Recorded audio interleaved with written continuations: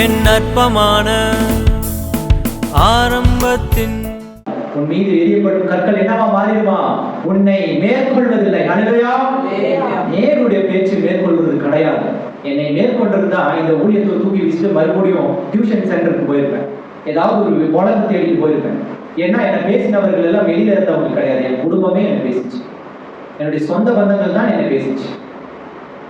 அந்த நேரத்துல அதிகமா நான் கோபப்பட்டது என்னன்னா, நான் தான் இருக்கிறதுலே பொல்லாதவன் என்று எல்லாருக்கும் தெரியுமே, நான் தான் இப்போ ஆண்டவருக்குள்ள கொஞ்சம் பரிசுத்தமான வாழ முயற்சி செய்றேன். ஆனா ஏன் இவர்களுடைய கண்கள்ல நான் இன்னும் பொல்லாதவனாவே பாவியாவே தெரிந்து கொண்டிருக்கிறேன்? ஆண்டவர்கிட்ட போராட்டம், மனுஷன் கூட போராடுறது வேஸ்ட். இப்படிப்பட்ட சூழ்நிலையில எனக்கு கிடைத்த வரப்பிரசாதமான வார்த்தை என்ன தெரியுமா? என்னது மறுரூபம்ன்ற வார்த்தை. இந்த வார்த்தை எனக்கு கிடைச்ச வரப்பிரசாதம் உங்களுக்கும் இன்னைக்கு கிடைச்சிருக்கிற வரப்பிரசாதம். உங்களுடைய வீட்டுல உங்களுக்கு கட்டாய மதிப்பு மரியாதை இருக்காது. நீங்க வேலை செய்கிற ஸ்தலத்துல, இந்த சமுதாயத்துல எத்தனையோ பிரச்சனையின் மத்தியில அப்ப நம்ம மறுரூபமாக்கப்படுகிறது என்ற அந்த வார்த்தை எது தெரியுமா மறுரூபமாக்கப்படுகிறது? அங்க தெளிவா சொல்றது, எது மறுரூபமாக்கப்படுகிறது? மனம் புதிதாகிறதுனாலே என்ன ஆகுறீங்களாமா? மறுரூபமாக்கப்படுகிறீர்கள். அதாவது மறுரூபமாகுங்கள். மனசுதான் முதல்ல மாறணும்.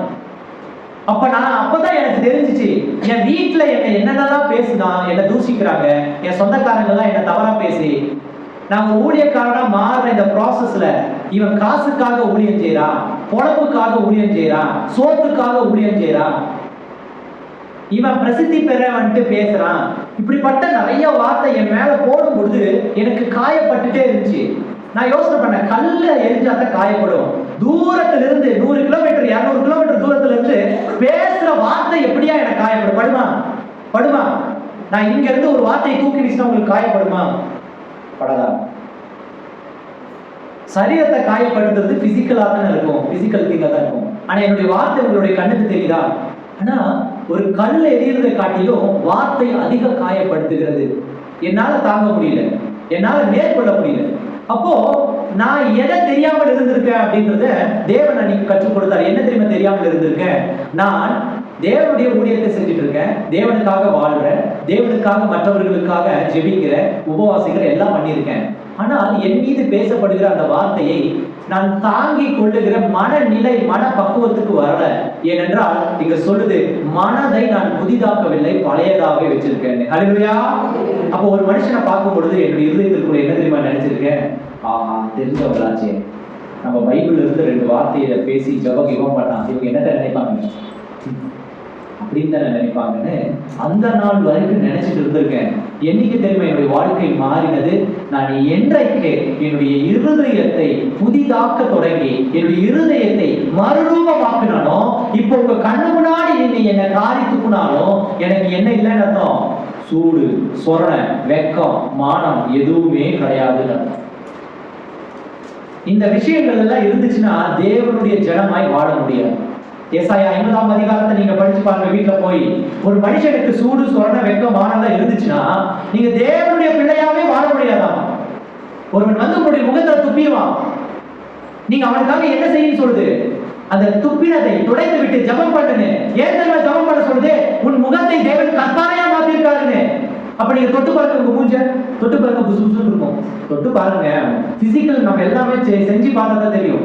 முகம் பாருங்க, சதையும் நரம்பு ரத்தமும் இருக்கிற இதுல பொருளா இருக்கு இல்லையா, ஒரு ஃபிளஷ். அப்ப கற்பாறையா மாறலையே. ஆண்டவர் சொல்ற வசனத்துல என்னன்னு? கற்பாறையாயின்னு. அந்த கற்பாறைன்ற வார்த்தை என்னவா மாறி இருக்குள்ள? மாறணும், மறுரூபமாய் மாறணும். மறுரூபமாய் மாறணும்னா அந்த வசனத்தை ஒரு இருதயத்திற்குள்ள நீ முதல்ல பதிக்கணும். ஒருத்தர் திட்டினோட அடுத்த நிமிஷம் என்னவா நினைக்கணும்? அந்த வார்த்தை என்னை மேற்கொள்ளாது. ஏனென்றால் நான் மறுரூபமாக்கப்பட்ட மனுஷி, மறுரூபமாக்கப்பட்ட மனுஷன் என்று நீ முதலில் நம்பணும். சரி, நம்ம ஜகத்துக்கு கூடிய விரைவில் அநேக யூத்லாம் வரணும்னு நம்ம ஜெபம் பண்ணணும். யூத் எதற்காகனா, இந்த யூத் தான் அடுத்த ஜெனரேஷனுக்கு இந்த சத்தியத்தை எடுத்து செல்ல முடியும். இவர்களால் தான் முடியும். இவர்களை கவர்வதற்கு என்னால் வந்துட்டு ஹேட்டு, ரேபான் கிளாஸு, ஃப்ளிப்லாப் ஷூவு, ஜீன்ஸ் பேண்ட்டு, டிஷர்ட்டை பாதி சொருகி பாதி சொருகாம இங்கெல்லாம் சாய்ச்சிக்கிட்டு டான்ஸ் எல்லாம் ஆடி இம்ப்ரெஸ் பண்ண முடியறதில்ல, எனக்கு விருப்பம் இல்லை. அதனால இது ஒருவேளை யாராவது பார்த்துட்டு இருந்தீங்கன்னா, தேவனுடைய ராஜ்யத்தை கட்டணும்ன்ற ஒரு பாரம் இருந்துச்சுன்னா, பெண்ணோ ஆணோ தயவா இந்த ஊழியத்துல வந்து ஜெபத்துல கலந்து கொடுங்க.